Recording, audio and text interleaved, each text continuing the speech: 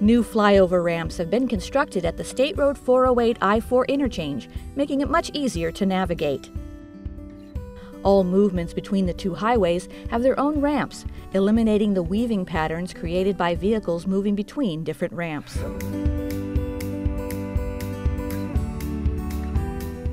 Drivers coming from locations west of downtown on State Road 408 who want to travel on I-4 will exit State Road 408 about a half a mile past Camping World Stadium. Drivers heading toward Winter Park, Maitland, Altamont Springs, or Sanford should keep left and follow the signs to I-4 East, Daytona Beach.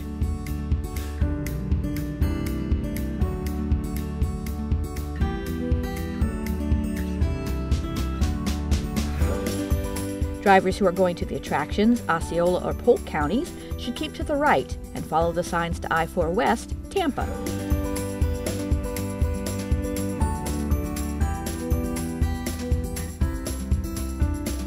Be sure to pay close attention to the signs in this area, as some GPS devices may not yet be updated.